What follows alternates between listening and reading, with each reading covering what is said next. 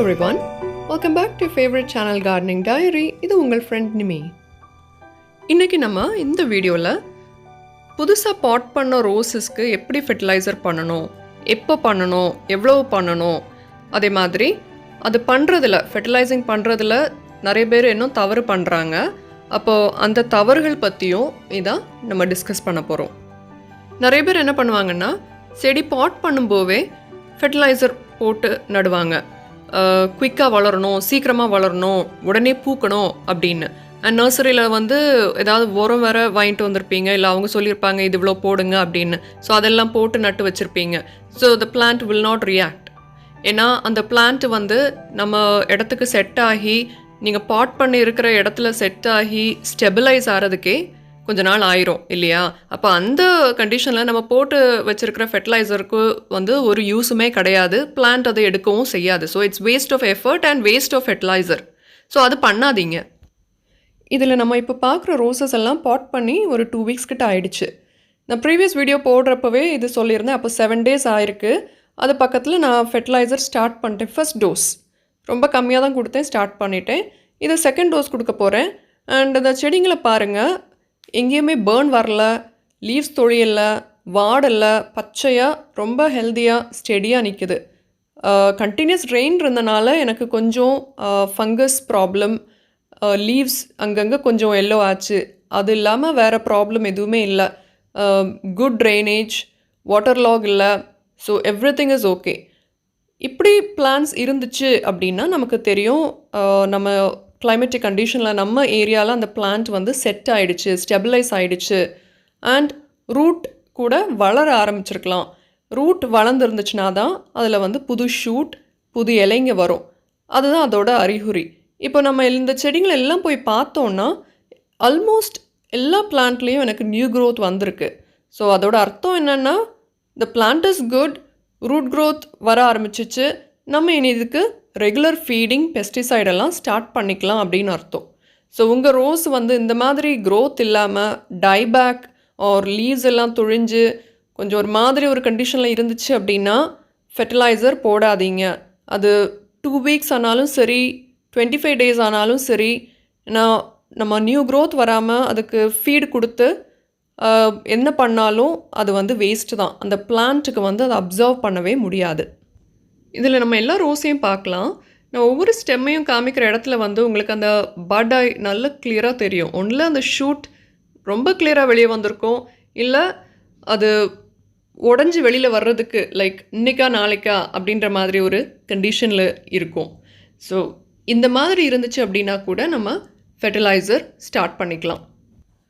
அடுத்து பலர் பண்ணுற மிஸ்டேக் என்னென்னா, அந்த ஃபர்ஸ்ட் ஃபீடிங் கொடுக்குறப்பவே ஓவர் டோஸ் போட்டுருவாங்க.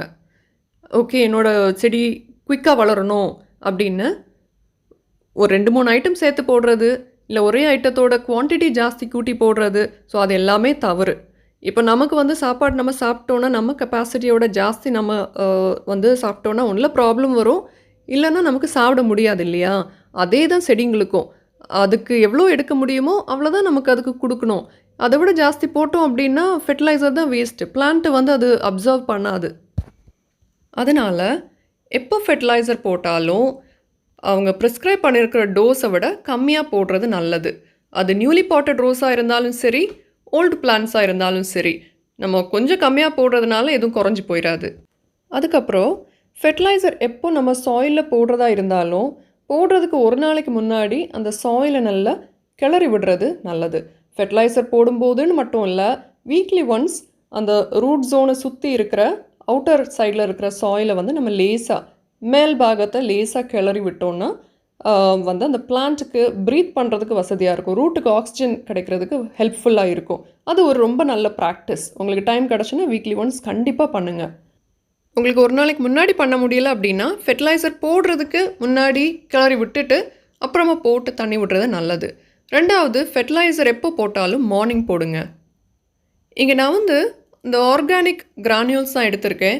இதோட டீட்டெயில்ஸ் இன்னும் தெரியல. அவங்க பொட்டானிக்கல் கார்டனில் கொடுத்தது, அவங்க ஃப்ளவர் அதாவது ரோஸஸ்க்கு இது தான் போடுறாங்க அப்படின்னு, அண்ட் விச் இஸ் ஆர்கானிக்.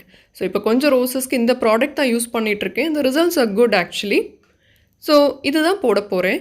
நீங்கள் கிரானியூல்ஸ் ஃபார்மில், அதாவது ஆர்கானிக்கோ இன்ஆர்கானிக் லைக் டிஏபியோ இல்லை ரோஸ் மிக்ஸோ ஆர் டாப் ரோஸ் எது போடுறதா இருந்தாலும் சரி, அந்த பிளான்ட்டை சுற்றி போடணும். அண்ட் குவான்டிட்டி வந்து கொஞ்சம் கம்மியாக போடுங்க. அது இப்போ 1 டீஸ்பூன் ஒரு 1 டேபிள் ஸ்பூன்னா 1 டீஸ்பூன் போடுங்க. 1 டீஸ்பூன்னா அது டீஸ்பூனோட கொஞ்சம் கம்மியாக போடுங்க. இது நான் வந்து 10 இன்ச் பாட்டில் வச்சுருக்கிற ரோஸ். ஒரு 10-12 கிரானியூல்ஸ் வந்து நான் கரெக்டாக எண்ணெயில் அப்படி ஒரு அப்ராக்சிமேட்டாக அப்படி எடுத்து, நான் அளவு தெரியும்ல, இப்போது கொஞ்ச நாளாக போட்டுட்ருக்கேன். ஸோ அந்த மாதிரி அப்படி சுற்றி போட்டு விட்டால் போதும். நம்ம ஏன் இதை வந்து சாயில் கிளறி விட்டுட்டு அதுக்கப்புறமா போடுறோம் அப்படின்னா, நம்ம போட்டுட்டு கிளறணும்னு வைங்களேன், ரூட்ஸு சில டைம் வெளியே தெரியும். நம்ம போடுற ஐட்டம் வந்து ரூட்டில் போய் டச் ஆச்சுன்னா ரூட் பேர்ன் ஆகும். ஸோ அந்த ப்ராப்ளம் வராமல் இருக்கிறதுக்காக தான் ஃபஸ்ட்டு கிளறி விட்டுட்டு அதுக்கப்புறமா நம்ம இதை போட்டு தண்ணி விடுறோம்.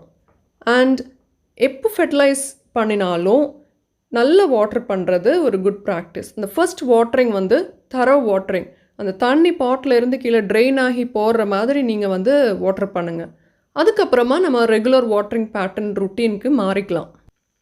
இதில் கூட ஒருத்தங்க டவுட் கேட்டிருந்தாங்க, நம்ம பவுடர் ஃபெர்டிலைசர்லாம் போட்டுட்டு பாட் ஃபுல்லாக நிறச்சி தண்ணி விடும்போது அது வாஷ் அவுட் ஆயிராதா அப்படின்னு. அது வாஷ் அவுட் ஆகாது. இந்த பவுடர் ஃபார்மில் போடுறது எல்லாமே வந்து கொஞ்சம் கொஞ்சமாக தான் பிளான்ட்டுக்கு போய் சேரும். அதனால் அது நினச்சி நீங்கள் ஒரி பண்ண வேண்டாம். அதுக்கப்புறம் இன்னொரு விஷயம், நீங்கள் எப்போ ரோஸுக்கு தண்ணி விட்டாலும் டெய்லி விடும்போது ஃபஸ்ட்டு அந்த இலையை வாஷ் பண்ணுங்கள். லைட்டாக இலையெல்லாம் நனைச்சி விட்டுட்டு அதுக்கப்புறமா ரூட் ஜோனில், அதாவது கீழே மூட்டு பகுதியில் தண்ணி விடுங்க. நம்ம காலையில் இலை நனைச்சோம் அப்படின்னா அந்த வெயிலில் வந்து சீக்கிரம் காஞ்சிரும், மாய்ஸ்சர் இருக்காது, ஃபங்கஸ் ப்ராப்ளம் வந்து வராது. ஈவினிங் நீங்கள் இலை நனைச்சிங்க அப்படின்னா அது சீக்கிரம் காயாது. It will bring lot of other problems. அதனால் மார்னிங் இலையை வாஷ் பண்ணுங்கள். வாஷ் பண்ணிவிட்டு அண்ட் தென் கீழே அதை சுற்றி தண்ணி விடுங்க. நம்ம இது பண்ணும்போது இந்த ஸ்பைடர் மைட்ஸ் இதெல்லாம் கூட போயிடும். அந்த செலந்தி வலை மாதிரி இருக்கிறது, வேறு ஏதாவது குட்டி பெஸ்ட் எல்லாம் இருந்துச்சுன்னா கூட அந்த வாட்டரில் வாஷ் அவுட் ஆயிரும். அதுக்கப்புறமா இன்னொரு டவுட் கூட கேட்டிருந்தாங்க, நம்ம என்ன உரம் போட்டாலும் போட்டதுக்கப்புறமா மேலே மண் போட்டு இல்லை ஏதாவது சாயில் போட்டு திரும்ப வந்து கவர் பண்ணணுமா அப்படின்னு. ஸோ அப்படி கவர் பண்ண வேண்டிய தேவையில்லை. ஏன்னா நம்ம சாயில் நல்லா கிளறி விட்டுட்டு அதுக்கப்புறமா ஃபெர்டிலைசர் போட்டு தென் நம்ம வாட்டர் கொடுக்குறோம் இல்லையா. ஸோ இதுக்கு மேலே நம்ம கவர் பண்ணோன்னு இல்லை. அப்படி உங்களுக்கு கவர் பண்ணோன்னு நினச்சிங்கன்னா மல்ச் பண்ணி விடலாம். மல்ச்சிங்னா அந்த சாயிலுக்கு மேலே வந்து அந்த மாய்ஸ்சரை ரீட்டைன் பண்ணுறதுக்காக நம்ம போடக்கூடிய பொருட்கள் நிறைய டிஸ்கஸ் பண்ணோம் முன்னாடி. சிம்பிளாக பண்ணக்கூடியது வந்து கவுடங் கோகோபீட் ஒரு கவுடங் காம்போஸ்ட், இந்த மாதிரி காம்பினேஷனில் ஏதாவது எடுத்து மேலே ஒரு லேயர் போட்டு ஒரு 2 இன்ச் போட்டு நம்ம மல்ச் பண்ணி விடலாம்.